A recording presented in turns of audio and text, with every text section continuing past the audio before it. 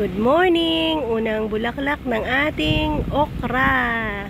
Ang ganda ng kanyang bulaklak. So yan, kauna-unahang bulaklak ng ating okra yan.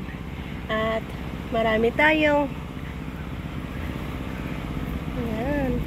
So pagkatapos ng bulaklak, posibilidad na yan na magiging bunga na natin. Bunga ng ating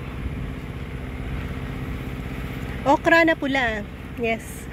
Meron tayong okra na pula dyan na sobrang ganda. Ay, may na-miss tayo. Meron na pala. Meron na pala dito, oh. Ayan. Meron na palang bunga. Yan, bulaklak yan. Tinanggal natin. Ayan, bunga na niya. So, meron na palang bunga. Akala ko yung ating ipinapakita ay kauna-unahang bulaklak niya. Pero, at least nakita nyo kung ano nga ba ang bulaklak ng ating okra na ito. Ay, may dalawa. Ayan din, ayan. So, isa yan. Bali, dalawa. Sana yan? Ayan, isa. At sana ang isa. Ayan, dalawa.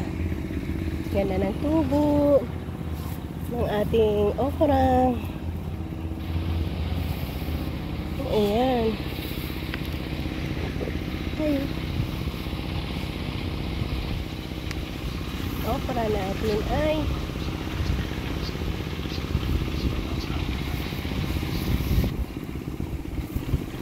ito okra din ito eh. Pero mga late natin itong itinanim.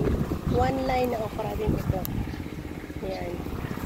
Isang line ng okra din yan. Pero yan ang mga nauna natin na itanim. So, red color na okra natin yan. Ito naman ay green na okra natin. Ay, mayroon na rin palang mga bulaklak. So, yan. Update sa ating kauna-unahang bulaklak na nakita. Dito sa ating okra. Ang ganda.